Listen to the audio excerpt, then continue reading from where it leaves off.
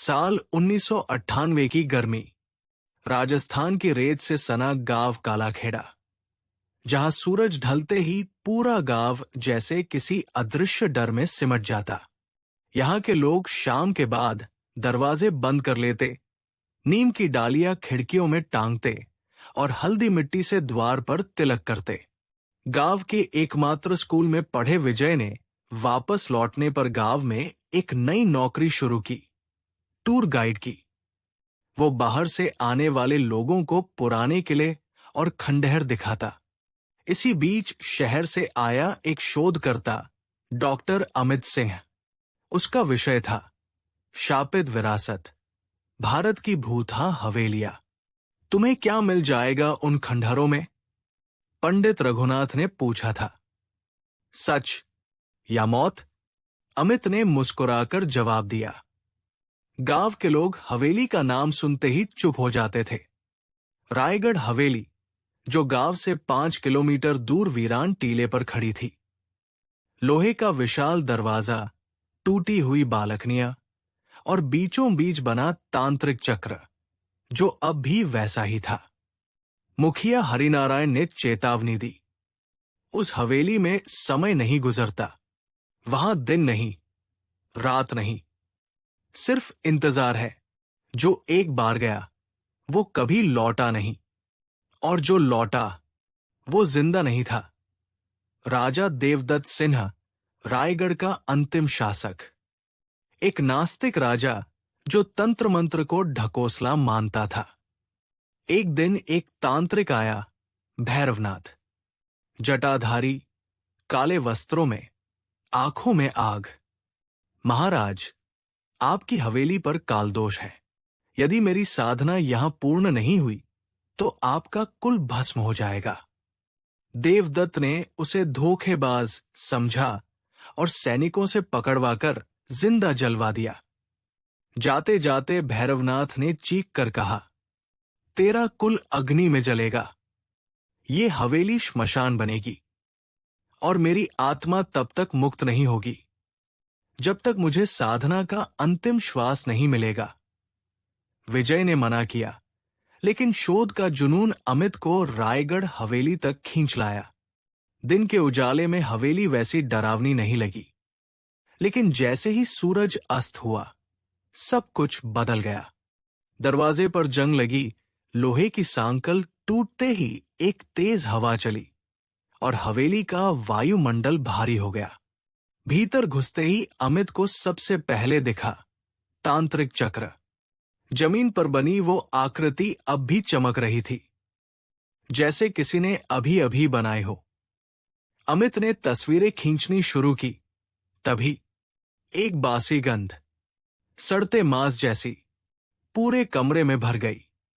दीवारों पर अजीब सी आकृतियां उभरने लगी, जले हुए चेहरे, घुमावदार सांप, त्रिशूल और एक नाम, भैरवनाथ। अचानक एक कमरा अपने आप खुला और अंदर से किसी स्त्री की सिसकियां आने लगी। मैं अब भी यही हूं। एक धीमी टूटी सी आवाज। विजय डरकर भाग गया। अमित के सामने दीवार पर खून से लिखा था, तू भी उसी वंश का है जिसने मुझे जलाया था।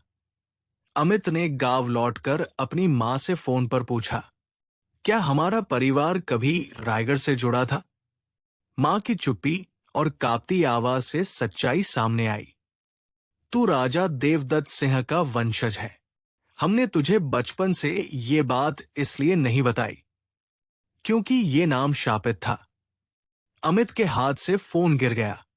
अब वो समझ गया, ये सिर्फ एक शोध नहीं, बल्कि उसके पूर्वजों के पाप की सजा थी।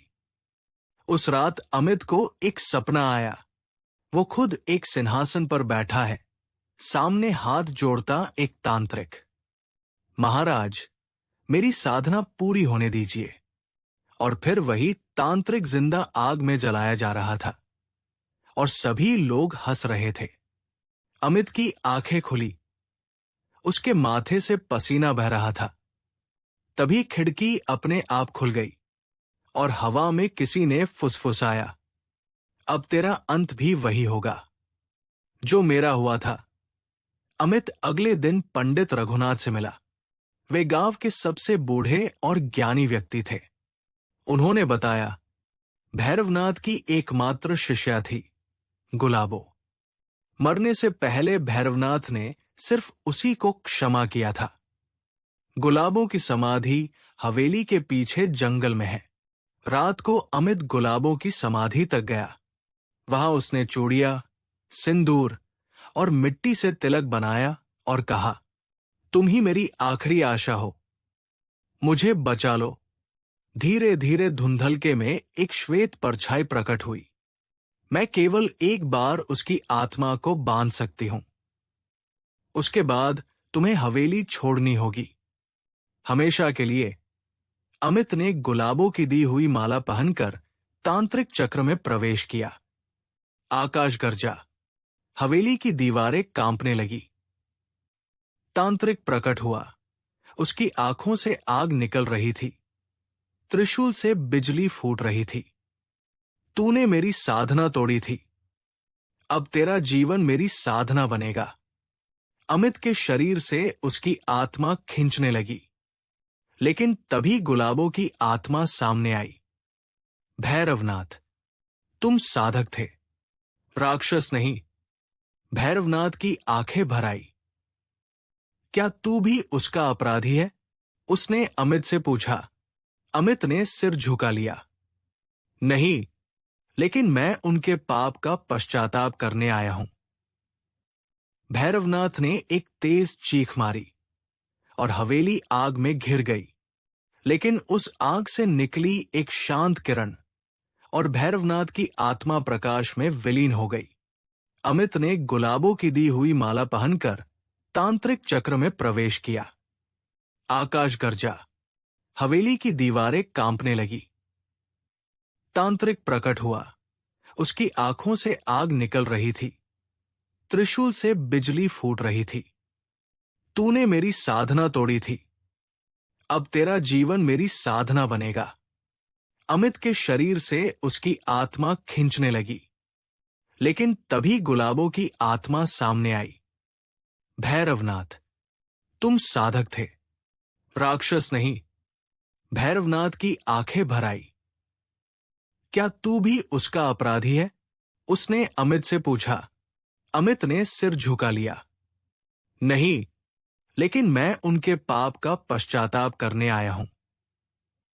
भैरवनाथ ने एक तेज चीख मारी और हवेली आग में घिर गई।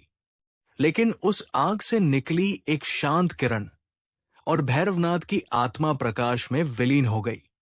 अमित ने गुलाबों की दी हुई माला पहनकर तांत्रिक चक्र में प्रवेश किया। आकाश गरजा, हवेली की दीवारें कांपने लगी। तांत्रिक प्रकट हुआ। उसकी आंखों से आग निकल रही थी, त्रिशूल से बिजली फूट रही थी।